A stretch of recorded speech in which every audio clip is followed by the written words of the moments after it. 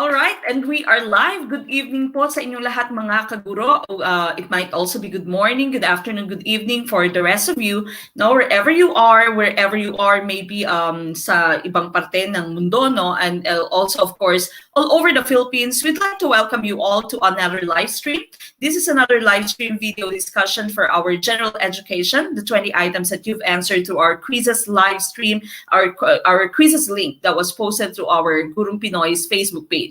If you still don't know who we are StudyLink Guru Pinoy, your premier choice as your review center for licensure examination for teachers. You can find us on YouTube as Guru Pinoy, of course, and also on Facebook where you are watching right now. You can find us still as Guru Pinoy on Instagram and also on TikTok as Guru Pinoy. Of course, we are very happy to have you here tonight. This is our live stream discussion for the 20-item GenEd. And of course, by tomorrow, we are going to have the 20 items for professional education. If this is your first time to join our live stream, make sure that you comment that in our comment box so that our team YouTube, also our team Facebook may welcome you all. Okay, so again, please do comment that if this is your first time to watch us. And of course, please don't forget to like this video. If you're watching us on YouTube, go ahead and like this video. If you are watching us on Facebook, then go ahead and please do react to this video, start a watch party, tag your friends, share this in your account and also in all the groups that you have joined so that we can also reach out to more people. And just like you, they can also be helped in their preparation for the licensure examination for teachers. And of course, before anything else, we are going to still start with our opening prayer. This still has been prepared for us by Brother Efren Esteban. So samahan niyo po ako sa ating opening prayer. Let us pray. As we come together in this place, O God, we remember how you pour your love upon us by providing our daily needs and protection. We are constantly reminded by your word that we are more than conquerors. We are fearfully and wonderfully made, and to live victoriously in this life. Let your will be done, O Lord, not ours. Dear Lord, fill us with your holy presence as we listen to our coach today. We are also asking you wisdom and knowledge in everything that we do. Lord, we are also acknowledging our own weaknesses. Please help us. We don't want to live in that way. We want to live a victorious life. In the name of our Savior, Jesus Christ, we pray all these things. Amen. Amen. So sa muli, maraming salamat, Pastor Efren, for always preparing our opening and closing prayers whenever we have our live stream. Brother Efren, maraming salamat po.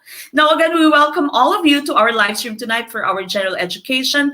All our materials here, of course, the things that I'm going to discuss, all the slides that I'm going to be using for our discussion will go straight to GROW. GROW is Gurong Pinoy Review Online Work Group. This is the exclusive FB group where we can send all the exclusive materials that we have.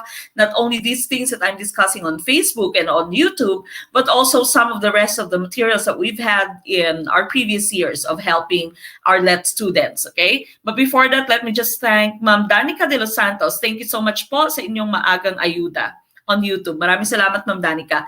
Now, again, it is very important that you become a member of GROW because all the exclusive materials go there. All the feedback that we've received from our previous students are in GROW, okay? So you can just easily go to all the rest of the files that we have there. We have already over 70 videos, 75, 76 videos in our live stream playlist on YouTube. So this is all about GenEd and Prof Ed. All the things that I'm discussing on those live streams can be found on GROW, okay? So you can just easily scroll down all the files there, all the media there, and you can see all those stuff. Okay, now it is very important again to just become a member of GROW. It's only 500 pesos. You can pay this through Palawan Cebuana ML. Our ML padala has no charge, no? Wala pong fee pag nagpadala kayo through ML. All the details can be found on your screen. You can also send us a super chat, super sticker through our live stream on YouTube. You can also pay through Gumroad, through PayPal, or through Metrobank. Okay, all those accounts I will be showing you in a little bit. So again, it's only 500 pesos, but this is only until the end of this month. Okay, so if you have questions, if I'm speaking so fast, then just send a message to our Facebook page. Okay, so pagpadala lamang po kayo ng message sa ating Facebook page. And also right after you have paid, we are not the one who are receiving your notifications, because the name here is actually the name of my sister-in-law, and because she is the one who's in the Philippines. And so what you do is you take a picture of your receipt and you send it through your private message. Yung private message po, hindi po sa comment, at isend po sa ating Facebook page. Okay, so that's for our Grow. Grow again is general education, professional education. Now again, there is a pre-qualifying exam. This is all exclusive for our Grow members. Our dates will be by next weekend. So next weekend po, we are going to have your general education 100 items. The 100 items for professional education. All the instructions are already found in your Google Classroom, okay? Now, if you still don't know where that Google Classroom is for Grow, for the pre-qualifying exam, and you have just become a member of Grow, make sure that you go to Grow, okay? So, i-search nyo lamang po sa inyong Facebook, Grow, Gurong Pinoy Review Online Workgroup. You open that. If you are already a member, if you have already been added, then you can easily see all the details there. And there is an instruction there where you should be joining, okay? So may instruction po doon kung saan kayo po pwedeng mag-join sa inyong Google Classroom, no? You are going to be arranged alphabetically, and of course, you can only answer the quiz, the test, no, only once, okay? So isang beses lamang po. This is still going to be timed, so we are going to simulate the GenEd in your Prof Ed in your Let. And so on the 6th, on February 6th, you are going to be answering your GenEd, and you are going to be given 2 hours to complete it, okay? So 2 hours po for your GenEd, and for your Prof Ed, that's still going to be 2 hours. So naka-time po siya yung buong test. Okay, so you can easily, kayo na pong bahala mag-alat kung ilang minutes kayo in one item. Okay, but the test is going to be timed 2 hours po lamang. Now, it's still asynchronous, which means you can take it anytime. I might set it from 8 a.m. until 8 p.m. Okay, I will still be making an announcement. So I might set it at 8 a.m. until 8 p.m. or until the end of February 6th, so until the end of the day. But you should be answering it, completing it in 2 hours. Okay, so dapat po nakompleto nyo in 2 hours. Now again, our top notchers for this, because this is all going to be exclusive for our Grow members only, the top notchers are going to be receiving prizes. Okay, so our major prize, rank 1, that's 10,000 in total. Okay, so 5,000 cash and 5,000 gift certificates. The gift certificates, of course, po pwede mong i-share with your friends, po pwede mong ibenta, no? Hindi siya transferable to cash, hindi siya po pwedeng exchange for cash, but of course, pwede mo siyang ibenta pa rin for those people who'd like to join us. Rank 2, that's 3,000 cash. Rank 3, that's 1,000 cash. Ranks 4 to 10, that's 500 cash. Then, of course, ranks 11 to 20, that's 500 GC or gift certificates, okay? So, again, this is only exclusive for our Grow members. We are still going to have our live stream on that weekend. So may live stream pa rin po tayo on that weekend. I will just be choosing 20 items for those people who are not members of Grow. But of course, if you are a member of Grow, all the 100 items, you are going to have a copy. And of course, you are also going to have the answers for all those. Okay, so again, that's going to be by next week. And so mag-review na po kayo, magsunog ng kilay, balikan lahat ng notes ninyo, because we are going to have your pre-qualifying examination by next weekend. Now again, your intensive LET coaching, that's going to start on March 6th, then 7th, 13th, 14th, 20. And of course, there's pre-board exam for March 21, final booster, that's March 26. Spiritual guidance with Brother Efren, that's March 27. Of course, your board exam, that's going to be on March 28. There's still no announcement whether it's going to be canceled. Okay? So for now, we are thinking that it's still going to push through. So go lang po ng go, no? Mag-prepare lang po ng mag-prepare. Kahit na ma-cancel siya, continue. Just continue your review. Go back to all the lessons that we had, to all the discussions that we've had. Go back to all the videos that we have, especially on YouTube. We also have some videos on Facebook, no? So balikan niyo po lamang yung lahat. Now again, our intensive LET coaching would still be free for our Grow members. So yan po yung kagandahan ng pagiging Grow member. Libre pa rin po siya sa ating Grow members. All the major exams, all the exclusive materials, also all the intensive LET coaching that we are going to be doing. This is going to be free for our Grow members, okay? But of course, if you are not a member of Grow and you'd want to join our final coaching, that would be 1,000 pesos na po, okay? So that means mas mahal na. So if you can do it, just become a member of Grow, so that of course you can still save a lot of money. You can still save half the price. Okay, so again, this is exclusive for our Grow members, or for free for our Grow members. You can still join us, but it's going to be for a higher amount. Okay, so this is our LET coaching.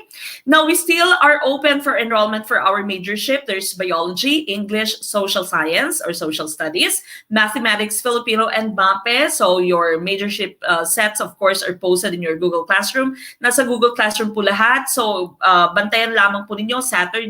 Your sets are going to be posted from 8 a.m. No, it's still asynchronous. That means you can still just go back to it. You can still just study at your own pace. But by Saturday at 8 a.m., your sets are going to be posted on your Google Classroom. Then, of course, at 8 a.m. on Sunday, your discussion videos are going to be posted still on your Google Classroom. So this, if today you are going to become a member of any of these majorships that we have on your screen, you can still go back and you can still have access to all those sets that you have already missed. Dahil yung sets po ninyo, yung discussion videos, nandyan lamang po sa inyong Google Classroom. Okay? Po pwede nyo pong balikan, po pwede nyo pong i-download. Now, we still also have our all-in-one enrollment. Now, all-in-one would be for Grow. Grow, again, is GenEd, Prof Ed.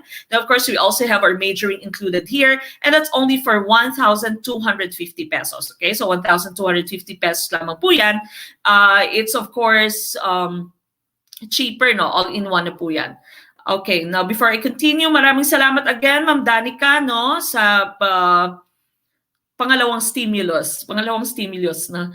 Ma'am Maris Del Campo, maraming salamat po for your super chat, for your super sticker. Maraming salamat sa inyong mga paayuda. Okay, thank you so much po. I appreciate it. Now, your Metrobank savings accounts, Gurong Pinoy's Metrobank savings account can be also found on your screen. If you can take note of any of this, again, just send us a message through our Facebook page. Okay, balikan lamang po sa ating Facebook page. Mag-send kayo ng message, mag-send kayo ng resibo doon. If we don't reply promptly, again, we have a 13-hour difference. Nasa Amerika po kami, nasa South Carolina po kami dito sa Amerika. Meron po tayong 13-hour difference, especially pag nasa hapon, no, 1 p.m. dyan sa inyo, 2 p.m. that would be in the morning here sa atin, no, sa amin, no, sa madaling araw po. Natutulog din po si Sir Migs at si Ma'am Mek. So, tulog pa po kami marahil, no, nung kayo nag-send ng resibo. So, wag po kayong mag-alala. Don't worry, this is legit, no. Natatawa po ako sa mga nakikita kung legit ba to. Baka scam to, no? Hindi po kami scam, no? Legit na legit po, okay? So just send your message, just send your receipt, and of course, when we wake up, we are going to attend to your messages. Now, your majorship coaches, of course, can be found on your screen. You all know them. These are high caliber lecturers. These are people of high capacity, high ability, very smart, and very well capable in helping you pass the LET. Okay, and as I've mentioned, if you have a major, okay, if you have a major, it's very important that you prepare well for your majorship. That's going to be 40% of your rating. Okay, so 40%, the other 40% is going to be your Prof Ed, and of course, your 20% is going to be coming from your GenEd. Okay, so napaka-importante po na mag-prepare kayo for your majorship. And of course, these people on your screen are those people that are going to help you pass your majorship, okay? So makinig po kayo sa kanila, and of course, listen to their discussions and take a look at all your sets. You can easily download them, balik-balikan, i-print, no, para makita nyo at mabasa nyo. Some of us kasi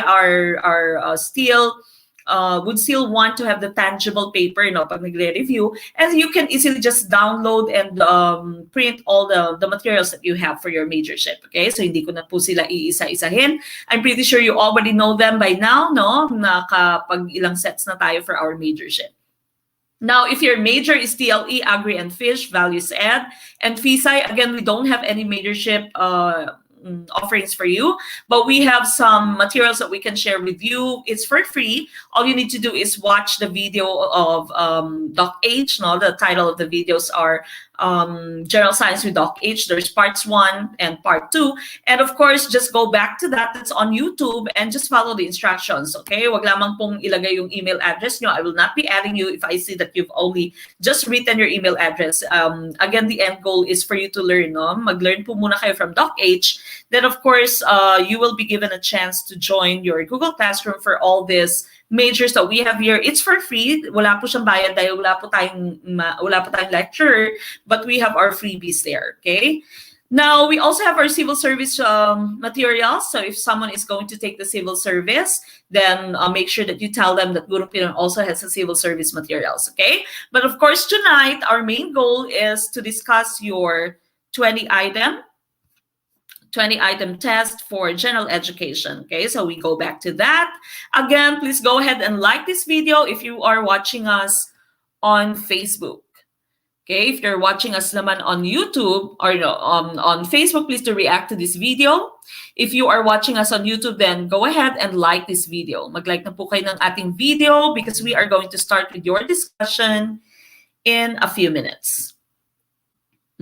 So welcome po sa lahat ng ating mga first-timers. Ma'am Eden Mendoza. First time niyo magtitake ng LET. First-timer, Sir Marilo Sahorda, hello po, welcome, and thank you for starting a watch party.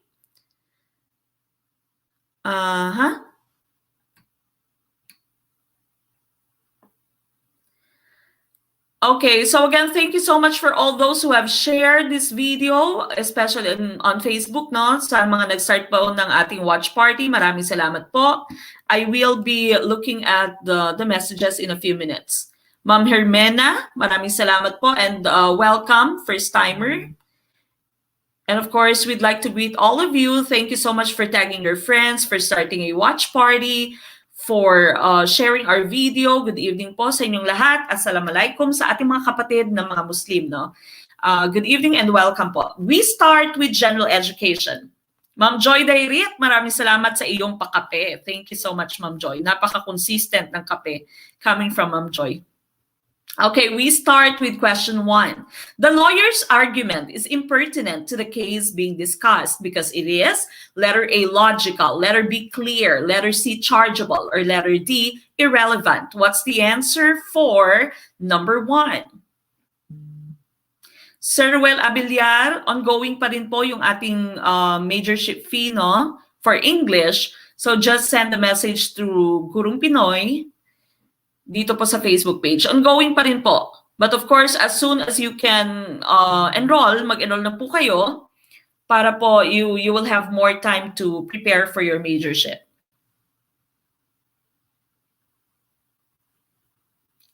Okay, now letter D, ang karamihang sagot dito sa ating YouTube. Okay, letter D. There is a question here from Ma'am Jenny C. Ma'am Mek, good eve. Good eve po. May tanong lang po sana ako. Baka may idea po kayo, makapag-exam po ba ang buntes? Since COVID is still existing po. Thank you. I haven't seen any advisory from PRC na bawal mag-exam yung buntis, no? But of course, if you are buntis kasi, you are putting yourself at risk, no? Mas at risk ka. And of course, mas susceptible ka into contracting the virus, okay? So, yung gawin mo na lamang po siguro, Ma'am Jenny C, mag-doble ingat, okay? And if you still have worries kung papayagan ka or hindi, the best thing that you can do po is to send an email to PRC, no? Or tawagan yung PRC at itanong nyo po sa kanya or sa kanila. But as far as I know, wala naman po silang advisory na bawal pong mag-exam yung mga buntis. But of course, that is very risky. You are not just risking your life, no? Your health, but also the health of your baby. Okay, so magtanong po kayo, and of course try to decide if you'd want to push through with the LET right now or if you'd want to wait, okay, for the LET in the future, no? Sir Teach Jomar Donde, majorship po Mamek, magkano po? Your majorship is 1,000. That's for the majorships that I have mentioned. But of course, there's also 1,250. That's GenEd, Prof Ed. That's our Grow Plus majorship. So mag-send lamang po kayo ng message sa ating Facebook page. There is another question here from Ma'am Ronelia Porca. Ma'am Mek, totoo po ba na need mag-swab test bago mag-exam? The advisory of your PRC said you can or you are required to have a swab test if you belong to group 1. Meron silang stinate na group doon, no? Yung mga may nakasalamuha ka na positive, meron ka suspected ka na positive, no? So ito lamang po yung mga kailangan magpa-swab test. Pag hindi naman po, of course, you only need to have quarantined for 14 days. So po pwedeng mag-quarantine ka and then you ask for a certificate. Gagamitin mo po yung certificate na yan. Dadalhin mo during the test, during the let, no? So yung certificate niyo po ng quarantine, po pwedeng manggaling sa private or public doctor or po pwede din naman sa inyong BHW, no? Sa mga barangay health workers nyo. Okay? All right, now that's number one. The lawyer's argument is impertinent to the case being discussed because it is. Now, you know that the meaning of the term impertinent here, when you say impertinent, that means not important. Okay, so not important, it is not relevant. Hence, the correct answer here would be letter D, that's irrelevant. Okay, so irrelevant po, it's synonymous with impertinent. Okay, so pareho po sila ng meaning, impertinent, irrelevant. That means it is not important to the case, it is not relevant to the case, okay, it is impertinent. So it's not logical, it's not clear, it's not chargeable. So number one, letter D, is the correct answer. So kaway-kaway sa mga tama. Kung tama yung sagot mo, i-like mo yung video na to sa YouTube. Okay? Kung tama yung sagot mo, mag-react ka na sa ating Facebook na video, no? And of course, share this video.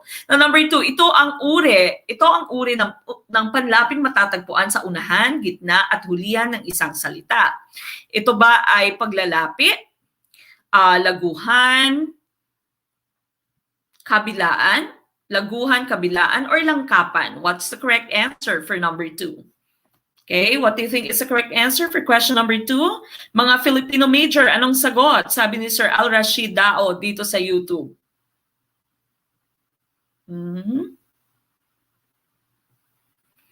Go ahead, what's your answer for number two?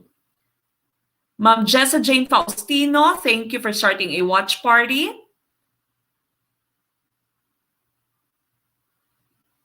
Sir Kevin Naval, thank you po. Ma'am Joan Dacles, thank you for sharing our video. Ma'am Judy Ann Akupan Kaday for your watch party.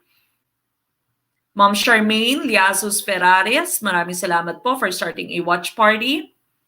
First timer, welcome po. Ma'am Rhea Doligosa Jovito, good evening po. Ma'am Judy Ann, yes, I've already read Ma'am Judy Ann. No, maraming salamat po for the watch party. Okay, what's your answer for number two? First timer from Bataan, Ma'am Jesseline Manangkil Malobo. Maraming salamat po and welcome to Team Facebook. Sir Gab Watts Ads, thank you for your watch party. Sir Adolfo Pimentel Mari, maraming salamat for your watch party. Sir Jerby Gatchalian Atienza, thank you po for your watch party. Ma'am Kaylin Saki, maraming salamat for tagging your friends.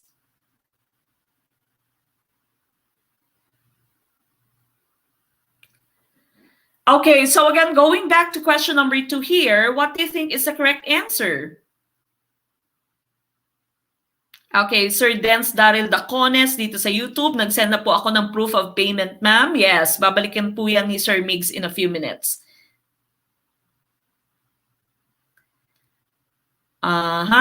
Now, a lot of you are answering letter B. Miss Cha on YouTube, first timer. Maraming salamat po. For TLE reviewers po, just watch General Science with Doc H, yung dalawa nating videos dito sa YouTube, and follow the instructions po, Ma'am Cha.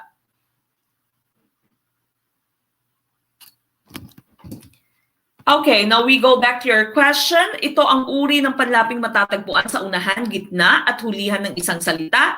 Is this paglalapit, laguhan, kabilaan, or langkapan? The correct answer here, of course, should be letter B. That's laguhan. Okay, so laguhan po yung tamang sagot dito. Tingnan po natin yung ating slide. Whenever you say panlapi, ang panlapi po ay isang morpema na ikinakabit sa isang salitang ugat upang makabuo ng isang bagong salita. Okay? So, of course, you know the term morpema, no? If you say morpema, ito po ay isang unit ng makabuluhang isang unit na makabuluhang salita, no? So yung panlapi mo ay isang morpema na ikinakabit sa isang salitang ugat upang makabuo ng isang bagong salita. That's panlapi. Now, we have several types of your paglalapi. No? Meron kang unlapi, gitlapi, hulapi, kabilaan, at laguhan. Ang unlapi, of course, this can be seen at the beginning of your salitang ugat. No? So, nasa unahan siya ng iyong salitang ugat. For example, umasa, yung inyong salitang ugat ay asa. At of course, yung inyong unlapi dito would be Okay? So, umasa ka na iibigin ka niya. Umasa ka na ikaw lang yung tanging iniibig niya, no? Mag-isa lang sa kanyang puso. So, umasa. Now, yung gitlapi mo, the second one, gitlapi, of course, this can be found in the middle of your root word. Okay? So, nasa gitna siya ng inyong salitang ugat. Dito sa ating halimbawa, no, basa, ang inyong salitang ugat ay basa. And of course, your gitlapi is So, nilagay siya sa gitna ng inyong salitang ugat. Hence, sinawag siyang gitlapi. Okay? So, umasa ka na ikaw lamang yung kanyang minamahal. Pero nang bumasa ka ng kanyang chat, no, ng kanyang messenger, meron pala siyang ibang kinaka-chat. Okay? So, bumasa, that is an example of your gitlapi. Okay? So, gitlapi yung dito. Ang hulapi naman, of course, ito ay magtatagpuan sa hulihan ng inyong salitang ugat. So, asa pa rin. Okay? Asa, umaasa ka pa rin, no? So, asa, ang ating salitang ugat, and han, of course, should be our hulapi. So, ito po ay paghuhulapi. Okay? So, sabi nga, asahan mo na ikaw lamang ang aking mahal. Okay? Nagpabola ka naman. And of course, the second to the last that we have here is kabilaan. Pag sinabi mong kabilaan, meron kang panlapi sa unahan, at meron ka ding panlapi sa hulihan. So, yung salitang ugat mo dito ay lamay. Okay? So, pinaglamayan. Okay? Pinaglamayan, that would be your kabilaan. So, meron kang panlapi sa unahan, ang unlapi mo, at meron ka ding hulapi na sa hulihan, of course, ng inyong salitang ugat. No? So, pinaglamayan ang namatay mong puso dahil nga meron pala siyang ibang kachat. And of course, the last one that we have here is laguhan. This is our answer. Yung laguhan naman ay meron kang unlapi, meron kang gitlapi, at meron kang hulapi. Okay? So, ito yung ating tamang sagot. Meron kang panlapi sa unahan, meron panlapi sa gitna, no? Meron kang gitlapi, at meron ka ding hulapi. Okay? So, ipagsumigawan. Of course, your root word here, ang salitang ugat mo dito ay sigaw. Okay? So, ipagsumigawan, ang iyong namatay na puso ay pinaglamayan dahil hindi niya kailangan or hindi niya kayang ipagsumigawan na ikaw lamang ang kanyang mahal. Okay? So, umasa ka, pero of course, nang bumasa ka na kanyang chat, meron pala siyang ibang mahal, no? Okay, so these are the different panlapi that we have. And of course, the correct answer would be laguhan. Laguhan pong ating tamang sagot. Okay? Now, we proceed to number 3. This is math. What is the least common multiple of 24 and 80? Is it letter A, 360, letter B, 80, letter C, 240, letter D, 480? What do you think is the correct answer? Ma'am Marilyn Lovsky Digal Sakay, maraming salamat po. First time watching from Tagum City, Davao. Okay, so welcome po, Ma'am Marilyn. Pero palaging nagsisento na message sa akin si Ma'am Marilyn Ma'am Lovely Pilones, maraming salamat. First timer po. Good evening sa inyong lahat. Ma'am Ipomea Mercy, it really hurts, sabi ni Sir Daryl John Clavel Viray. First time to join, Ma'am Gonzales Lailanica Agliday, watching from Quirino Province. Welcome po. First time dito sa Facebook from Tagum City, Ma'am Dina Lawian Umapas. Welcome po.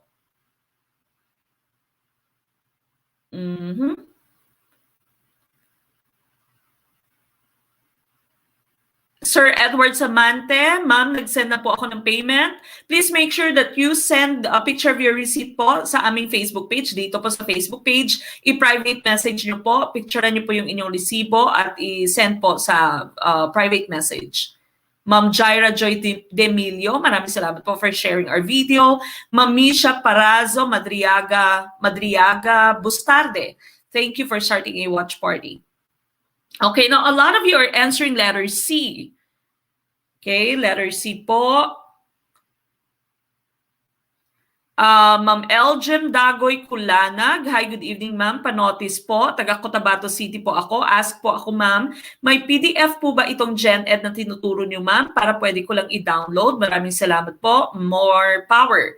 Again po, yung ating GROW, no? Yung GROW po is Guru Pinoy Review Online Work Group. That is our exclusive FB group for GenEd and Prof Ed. So ito pong mga dinidiscuss ko, marahil meron na din kayong ibang mga videos natin na napanood no, sa YouTube or dito sa Facebook. Lahat po ng dinidiscuss natin yung materials na to, and of course, the slides that I'm using in my discussion, they all go straight to GROW. Okay? So nasa GROW po sila naka-PDF po. Okay? So maaari niyo pong i-download pag member po kayo ng GROW. First time from Misamis Occidental, Ma'am Abigail Joyce Carol Cartagenas. Welcome po. All right, now going back to the question that you have here, a lot of you are answering letter C, ganon din dito sa ating YouTube. First time live dito sa YouTube, Ma'am Era Jong. Okay, God bless, watching from the city of Waterfalls, si Ma'am Era. Okay, now what is the least common multiple of 24 and 80? Now, isang hint sa pag-answer ng ganitong klaseng tanong, no? Hinahanap natin yung least. Of course, when you say least, that means that's the smallest. Now, if you are given these types of question, mag-start po kayo sa you start checking the smallest number that we have, no? The smallest option, the smallest choice that you have.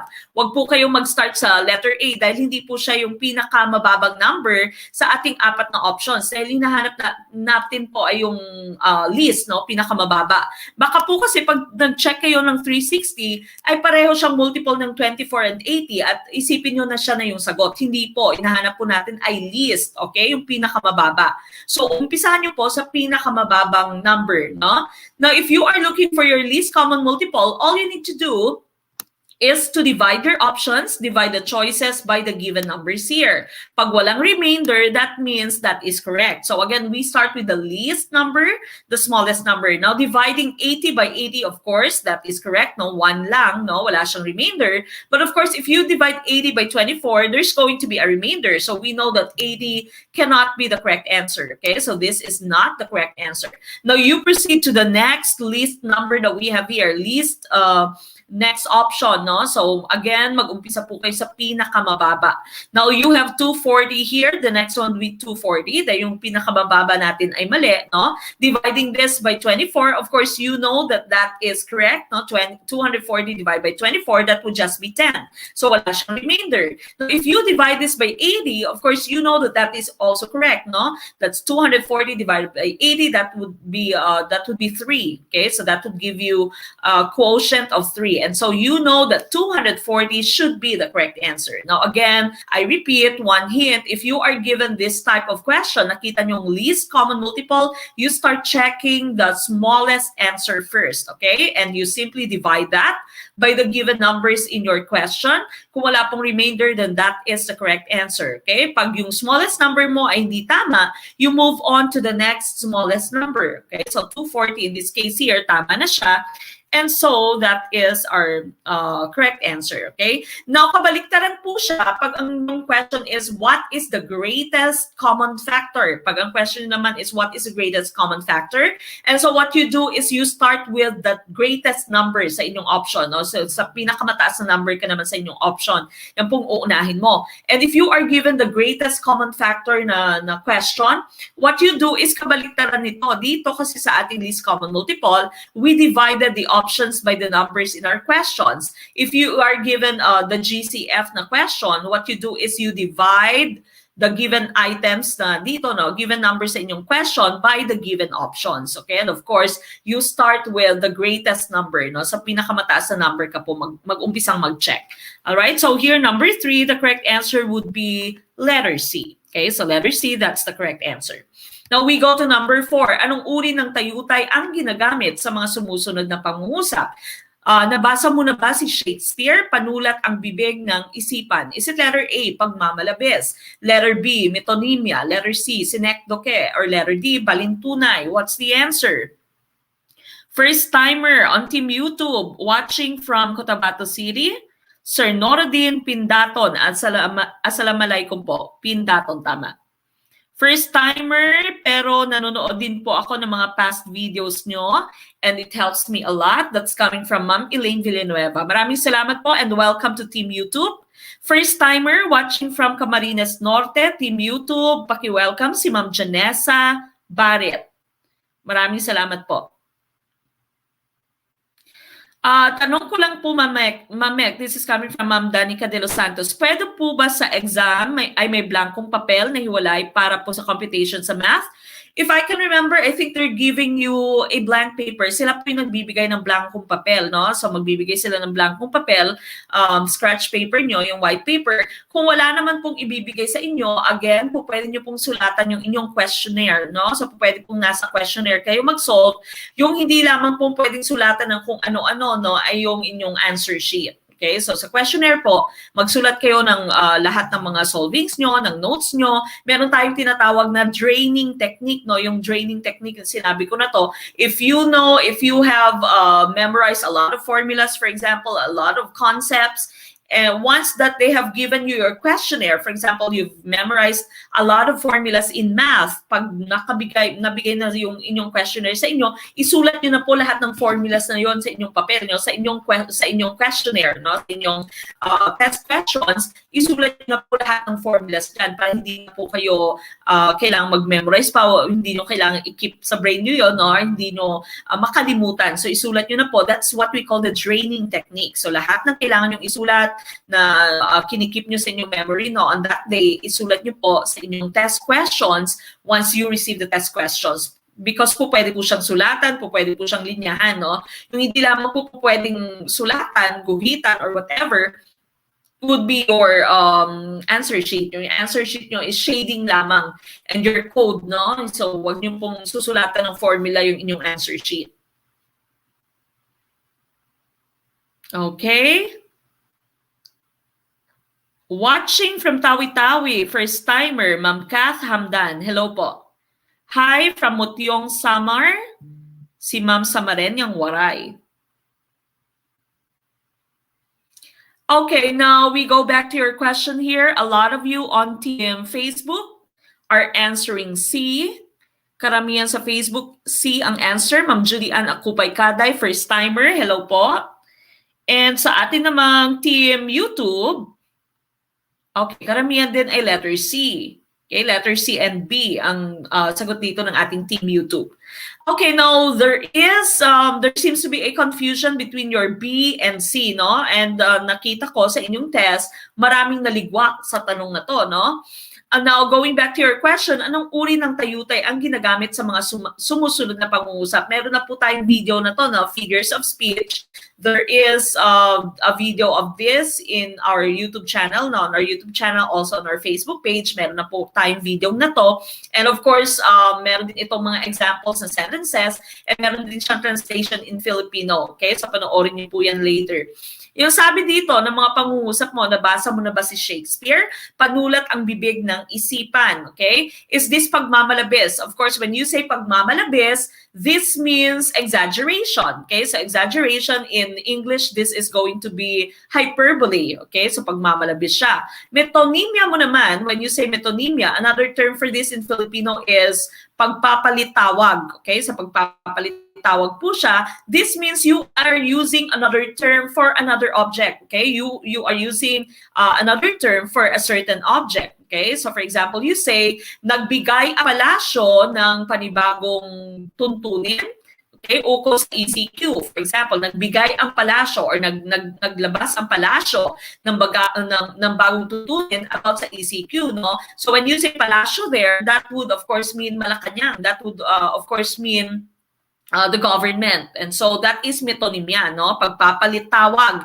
Yung isang word ay pinalitan mo ng panibagong word. Okay? So, nagsisimbolo, of course, ng inyong original word doon, no?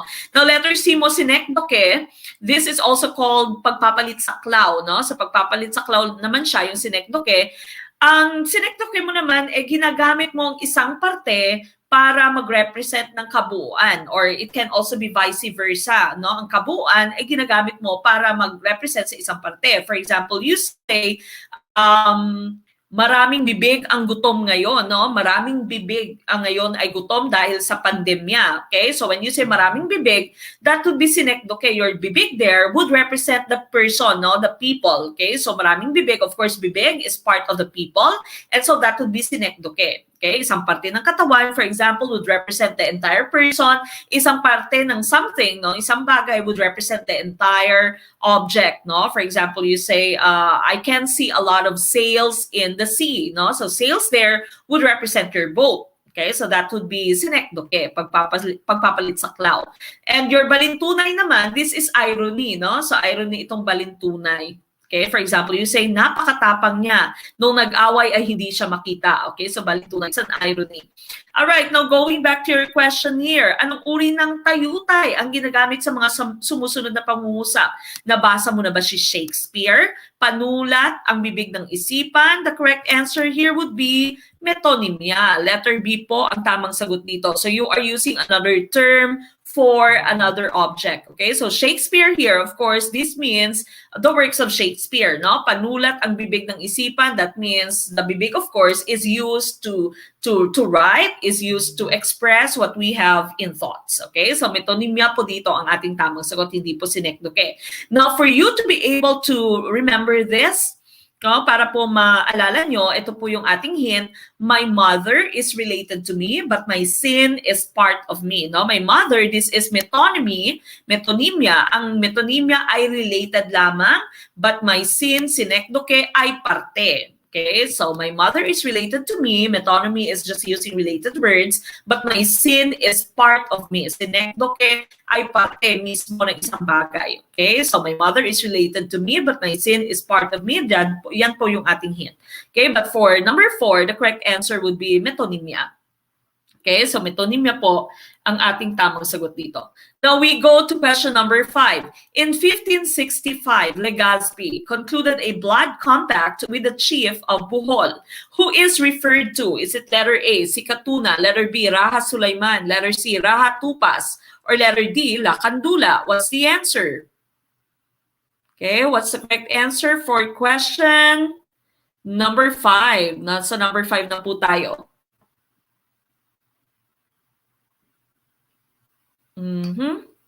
Ligwak, sabi ni Ma'am Sauda.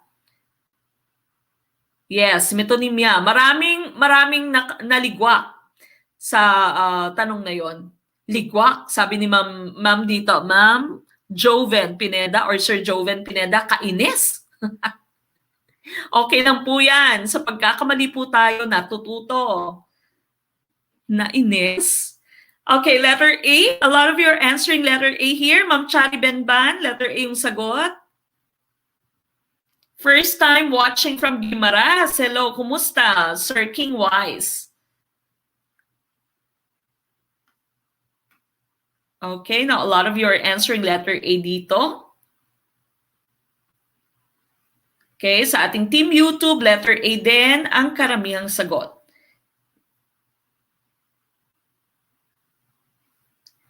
Okay, now what do you think is the correct answer? Karamihan letter A yung sagot. And so, wag na nating patagalin pa. Now, of course, the correct answer here would be letter A, si Katuna. Okay, si Katuna po yung tamang sagot. Ma'am Nadine Gawiler. Hi, ma'am. Since January 3, araw-araw ako nanonood sa playlist niyo. Thank you po. Thank you po, Ma'am Nadine. Sir Dustin Agsalod, paano mag-avail ng Majorship Biology Online Review? Mag-send po kayo ng message sa ating Facebook page after nito. No? Ako po yung inyong coach sa bio. First time watching live from Olongapo City, Zambales, Ma'am Nadine Kawiler. Maraming salamat po. Okay, so again, in 1565, Legazpi concluded a blood compact with the chief of Bohol. And that was, of course, Raha si Katuna. No? So, si Katuna po yung tamang sagot dito. Hindi si Raha Sulaiman, Raha Tupas, Lakandula. Let's take a look at our next slide. Okay, so this is your Sandugo Shrine, which can be found in Tagbilaran in Bohol. No?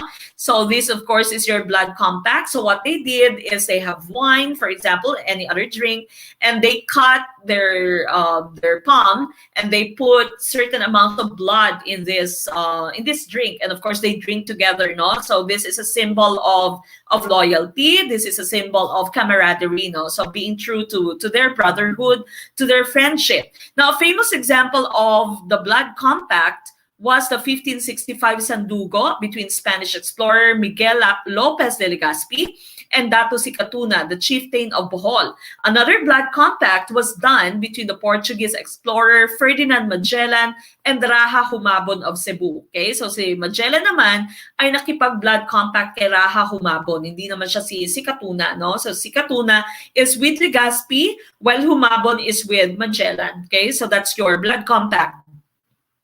Now, let's take a look at the next slide for the rest of our explanations here. Raha Sulaiman naman with Raha Matanda and Lakandula were powerful allies that co-ruled Manila in the 16th century. These were the rest of our choices, no? Si Raha Sulaiman and si Lakandula. So pareho po silang leaders ng Manila during the 16th century, together with Raha Matanda.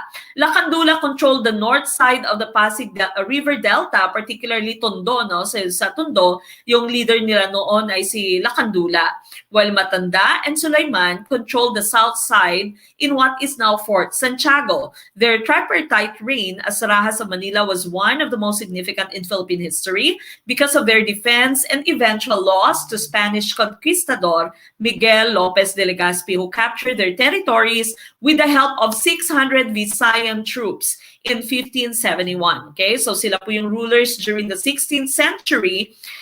Si Raha Sulaiman, Raha Matanda, and Lakandula. Si Sulaiman po at si Matanda ay doon nagro-rule sa south side ng inyong Pasig River, no? Particularly sa Fort Santiago ngayon. Si Lakandula naman ay sa north side, no? Sa Tondo. But of course, they were conquered by Miguel Lopez de Legazpi in 1571 through the help of 600 Visayan troops. Okay? So, kapwa Pilipino nila yung tumalo sa kanila. Now, si Raha Tupas naman, he was baptized as Felipe Tupas, no? It was known that he was baptized very late. He was already in his 70s nung siya ay nabinyagan. Of course, a lot of people, yung mga tao noon sa Pilipinas ay bininyagan, no, ng ating mga conquistadors, no, yung mga sumakop na mga Spanish sa atin. And he was the last Raha of Cebu. He was the son of Sri Parangalim and the cousin of Raha Humabon. If you can remember, Raha Humabon naman ay nakipag-blood compact po kay Magellan. Okay, the Treaty of Cebu is a peace treaty signed on June 4, 1565 between Miguel Lopez de Legazpi, representing King Philip II of Spain, and Raha Tupas of Cebu. Okay, so it was him, Raha Tupas, who signed the Treaty of Cebu with Miguel Lopez de Legazpi. Okay, but of course, the correct answer that we had there, kung sino nakipag-blood compact kay Miguel Lopez de Legazpi, the correct answer is Sicatuna. Okay, Sicatuna, that's letter A. Now we go to number 6. On June 12, 1898, General Emilio Aguinaldo declared the Philippine independence from Spain.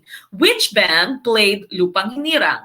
Is it letter A, Kawit Cavite Marching Band, letter B, Malabon Marching Band, letter C, Manila Marching Band, or letter D, Magdalo Marching Band? What's your answer for number 6?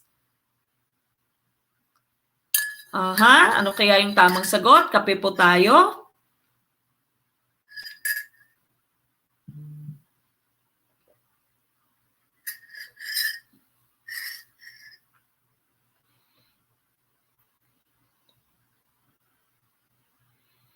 Okay, now. All right, now a lot of you are answering letter B for number 6. Sir Ariel Carrera, hi ma'am, naka-enroll na po ako pero hindi pa ako member ng GROW. Please do send a message to our Facebook page. Mag-send po kayo ng message po doon. At isend nyo po yung picture ng inyong resibo sa ating Facebook page so that you can be added to GROW. First time watching from Bislig City, Sir Dandy Kalising on Team YouTube. Hello po. Okay, a lot of you here are answering letter B. Okay, so letter B, panotis, ma'am. President Loreto Agbayani Balicaw Jr. Hello sa ating presidente sa Team YouTube. Okay, now a lot of you are answering letter B, ganun din dito sa ating Team Facebook. And of course, that is the correct answer, okay? It was a Malabon marching band, particularly San Francisco de Malabon, okay? So that is the correct answer, letter B po. Let's take a look at some facts about the Philippine National Anthem, or Lupang Hinirang. Number one, the Philippine National Anthem was composed by Julian Felipe. Okay, so composed po. That means musika pa lamang siya, no? So it was just the music, the march. It was composed by Julian Felipe as instructed by General Emilio Aguinaldo. It was first played publicly on June 12, 1898 by the town band of San Francisco de Malabon on the occasion of the proclamation of Philippine independence and the unfurling of the Philippine flag in Kawit, Cavite. The music of the current Philippine National Anthem was originally called La Marcha Nacional Filipina. It was originally called La Marcha Nacional Filipina. For more than a year, the Philippine National Anthem remained without any lyrics. Okay? So nung una siyang pinlay, wala pa siyang lyrics, no? So wala pa siyang bahayang magiliw. So that was just the march, no? So music pa lamang yung meron siya. And it was called La Marcha Nacional Filipina. Now, Jose Palma wrote the poem Filipinas in Spanish, which became the original words of the anthem. So that means separate po sila, no? Yung Lupang Hinirang mo, the words, and of course the march, the tempo, no? The music, they were actually separate. So si Julian Felipe yung gumawa ng marcha, wala pa siyang words, no? For more than a year. And then, Jose Palma wrote the poem Filipinas in Spanish, and later on, it became the words to our national anthem. The English translation was made in the 1920s by Camilo Ocias and M.A. Lane. Okay, I haven't heard the English version. I'm not sure if you have heard the English version of our national anthem.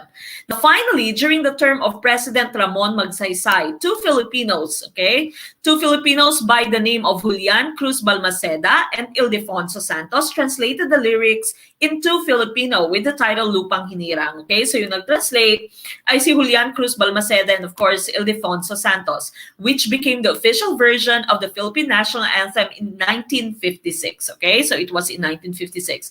Now, again, if you are a member of GROW, all this can be found there right after this live stream. Okay? So you don't need to be taking down any notes. Lahat po to ay mapopost doon as PDF sa ating GROW right after this live stream. Okay? Now we go to number 7. Who was the American president who proclaimed the benevolent assimilation policy during the American colonial years of the Philippines? Is it letter A, William McKinley, letter B, Woodrow Wilson, letter C, Theodore Roosevelt, or letter D, Franklin Roosevelt? What is the correct answer for question number 7? Sabi ni President dito, haha, thanks ma'am, kala ko hindi ako visible. Watching from Lapu-Lapu City, Sir TJ Abarquez Tante. Ang dami kong natutunan dito, swear, sabi ni Ma'am Samarenyang Waray. Maraming salamat po. Good evening from Marawi City, Ma'am Janisa Pundugar. Good evening po. Assalamualaikum sa mga tao dyan, no? Sa ating mga brothers, Muslim brothers and sisters sa Mindanao. Ma'am Jenilyn Silva, thank you for sharing our video. A lot of you here are answering letter D. Meron din namang letter C. Meron din letter A. Paiba-iba yung sagot ng ating team Facebook. Ano kaya yung tamang sagot? Okay, what do you think is the correct answer? Ma'am Jaja de la Rama, thank you for the watch party. Ma'am Arian May de Paz Mameta Mostales, maraming salamat po for tagging your friends. Ma'am Shar Antilino, thank you for the watch party. Watching from Zamboanga, Ma'am Shakina Abdul. From Tacorong City, Sultan Kudarat, Sir Armand Iglesias. Maraming salamat po. Okay, who was the American president who proclaimed the benevolent assimilation policy during the American colonial years of the Philippines? Of course, the correct answer here would be Letter A, that's President William McKinley. Okay, not letter B, C, or D. No? So letter A po, ang tamang sagot dito, President William McKinley. Now, let's take a look at your slide. That was on January 5th, 1899. President Emilio Aguinaldo issued a proclamation protesting U.S. government encroachment of Philippine sovereignty following U.S. President William McKinley's benevolent assimilation speech. Okay, so si President William McKinley ay nagbigay ng kanyang benevolent assimilation. Sabi ng benevolent assimilation kasi, we are not your enemies. We are not here to exploit you. You are our brown-skinned brothers, no? Sabi, brothers daw ng Americans itong mga Pinoy. Pero, of course, umalma itong si President Emilio Aguinaldo on January 5, 1899 kasi sabi niya, minamaltrato nga yung mga Pinoy ng mga Amerikano, no? So, it was President William McKinley who issued the benevolent assimilation. Okay, so that's letter A. Now, we go to number 8. Which of the following shows file size from largest to smallest? Is it letter A, gigabyte, megabyte, kilobyte, byte? Letter B, megabyte, gigabyte, kilobyte, byte? Letter C, byte, kilobyte, megabyte, gigabyte? Or letter D, kilobyte, megabyte, byte, gigabyte? Okay, what's the answer? Okay, ano kaya yung tamang sagot?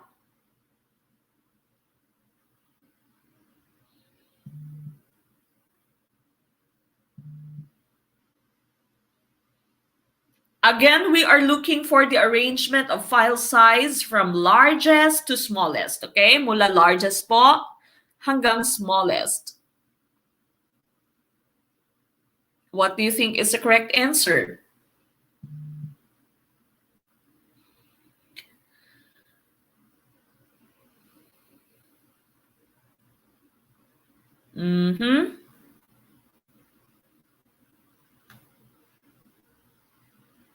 Okay, now, iba-iba yung sagot no ng ating Team YouTube. May A, may B, may C, may D.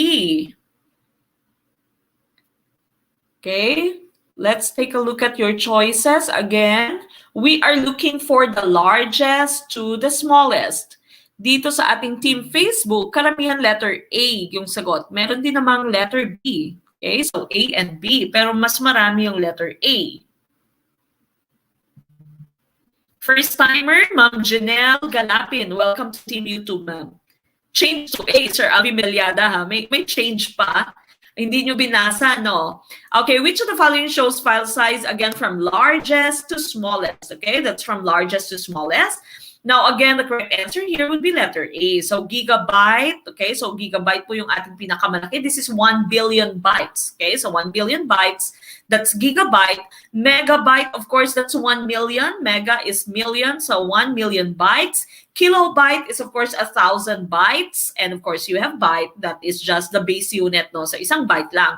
Kilo is 1,000 again. Mega is 1 million. And giga is 1 billion. Okay, so again, the correct answer here would be letter A. Okay, so again, please try to be sensitive. Read the questions carefully, no? Minsan kasi alam nyo yung tamang sagot, pero hindi nyo alam kung paano sumagot. Okay, so diyan tayo nagkakaproblema. Alamin pong mabuti, basahin mabuti. Ano ba yung tinatanong ng question? Meron bang word na not dyan? Meron bang word na except? Okay? So, tingnan po mabuti talaga, busisiin nyo po yung question, himay-himayin. Huwag pong magmadali. No? I know there's a timer because of course you are being trained to be following your time limit, but of course, learn to also read your questions carefully, analyze them carefully. Okay? So, number 8, letter A po yung tamang sagot dito. Now, number 9, which statement or statements on ICT is or are true? Number 1, the use of ICT has negative effects. Number 2, the use of ICT has a lot of benefits. Number 3, the use of ICT is effective only in industrialized countries. Is it letter A, 1 and 2, letter B, 2 only, letter C, 3 only, or letter D, 1 and 3? What's the answer for number 9? Ligwak again. Buti nabasa, no? Oh, nagmadali daw si Sir Daniel Viray, kaya naligwak. Oh, ayun. Sabi ni Ma'am Rosani, kaya pas dito, larger pala. Yes, from largest to smallest. Oh, sabi ni Ma'am Dens Morales, largest to smallest pala. Okay, so basahin pong maigi. So, yan nga yung kadalasang sabi ko, no? Kadalasan alam nyo yung sagot, pero hindi nyo binabasa na maayos yung inyong sentence. Ay, yung question.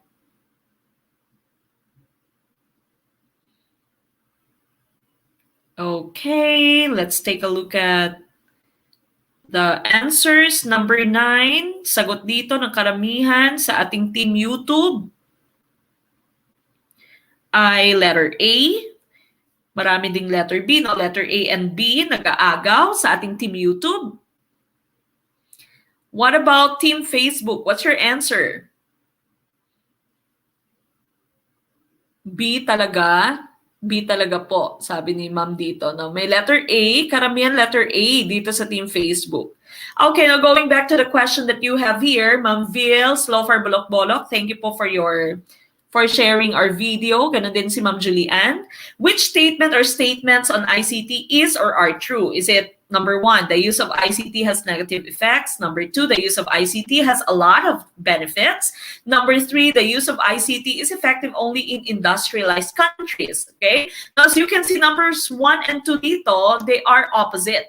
Okay, sabi may negative effect, meron din namang benefits, no? So there's a bad effect and there's also the good effects. Now, number 3 mo naman, sabi the use of ICT is effective only in industrialized countries. Okay? So what do you think is the correct answer? Tamang sagot dito, of course, would be letter A. Okay, so letter A po, 1 and 2. Your ICT would have negative effects, also would have positive effects, no? Depende po sa ating gamit, no? So, depende po kung paano natin gamitin. Of course, your ICT, this is just technology.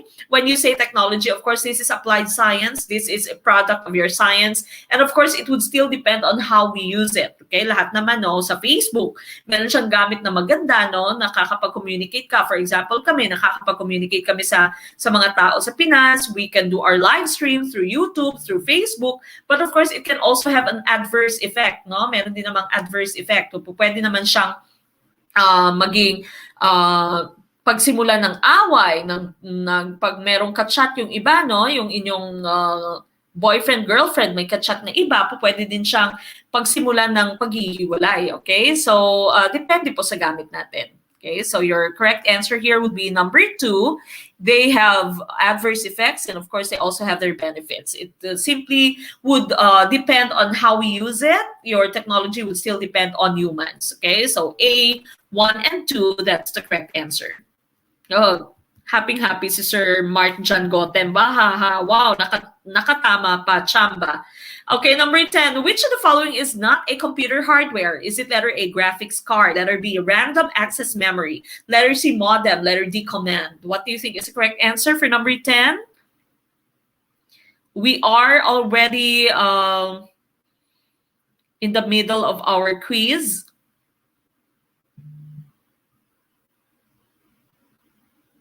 Okay, what do you think is the correct answer? Now, whenever you say hardware here, pag sinabi mong hardware, there are two terms kasi that we'd always be using along with computers. Now, hardware and software. Pag sinabi mong software, program po siya, no? Program po siya sa computer. For example, let's say may Facebook na software, may Google, these are just softwares, no? So softwares la.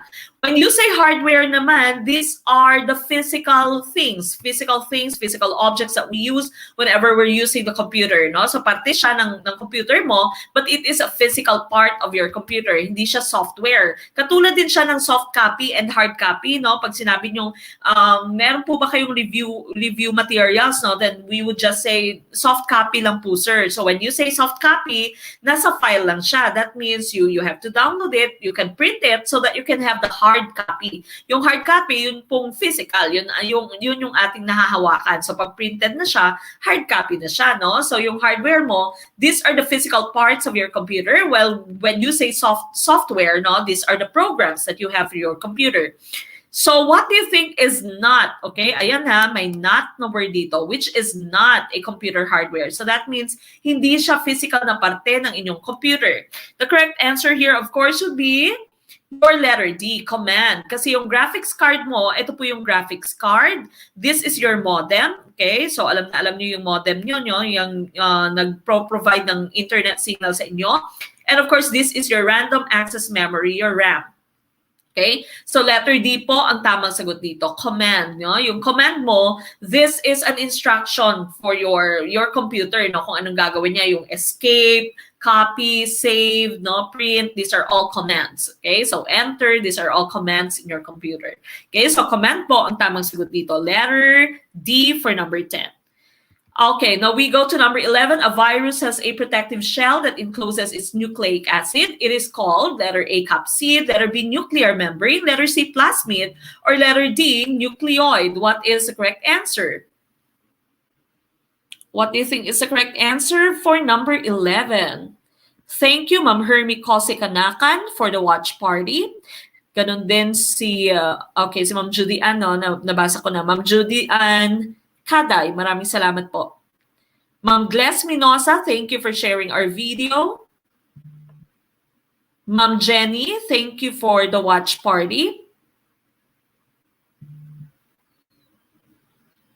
Ma'am Jeneline Silva, thank you for sharing our video. Sabi ni Ma'am Jeneline, ligwak, aray. Ma'am Faidsa Bantas, thank you po for tagging your friends. Okay, what do you think is the correct answer for number 11? Number 11, a virus has a protective shell that encloses its nucleic acid. It is called letter A, capsid, letter B, nuclear membrane, letter C, plasmid, or letter D, nucleoid. Okay, what's the answer for number 11? A lot of you are answering letter A.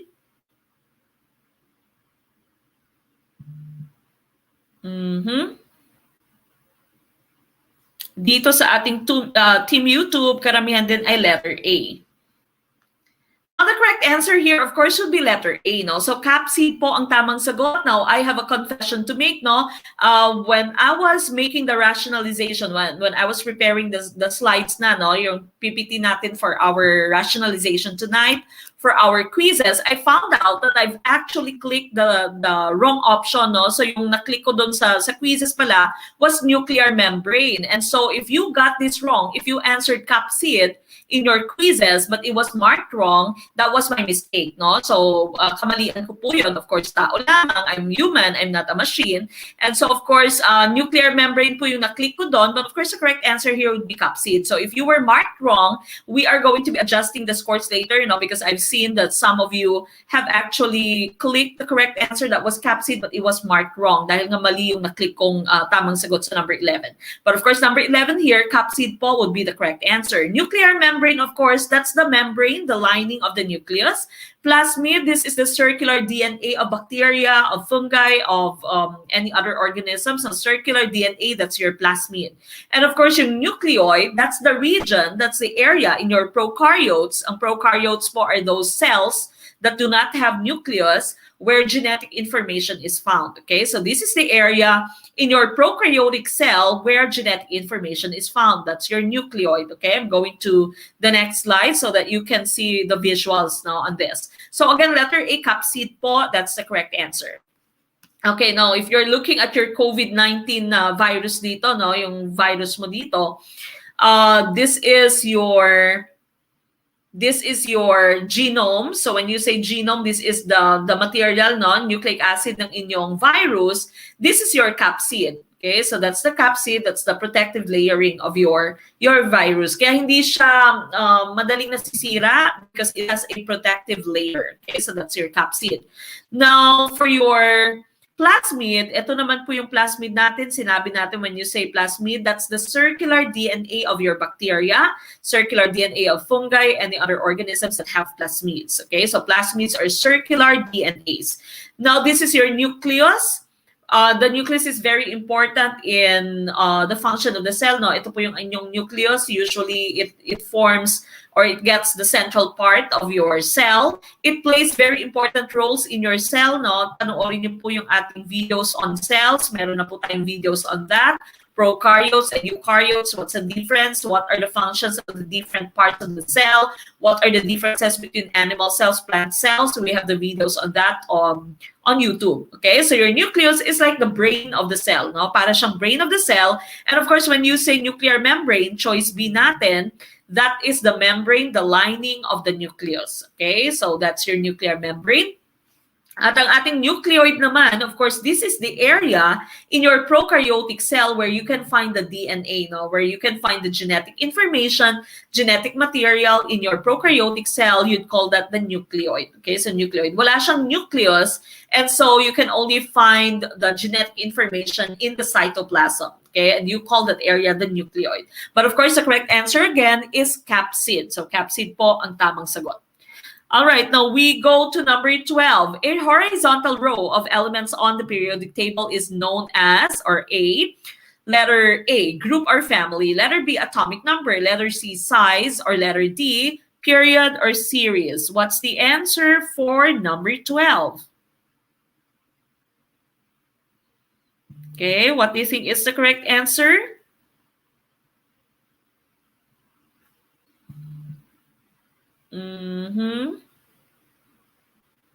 Okay, welcome sa Team YouTube, Ma'am Mercy Santos. Lumipat daw siya sa YouTube.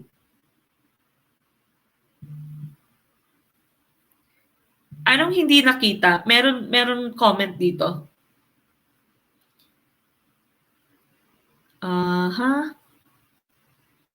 Number 12, what is the answer that you have for number 12? Sir Viodolo, baig, sabi ni Sir Viod. Pero di nakita ni Ma'am Mek, sayang. Ano po yan, sir?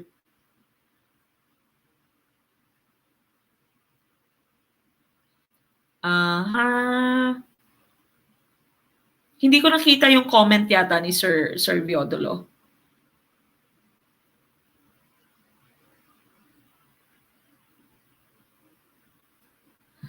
Okay, now going back to question number 12, a lot of you are answering letter D. Dito sa ating Team YouTube, letter D din, karamihang sagot. Watching from Baguio, Sir Jervy Bukala. Hello po.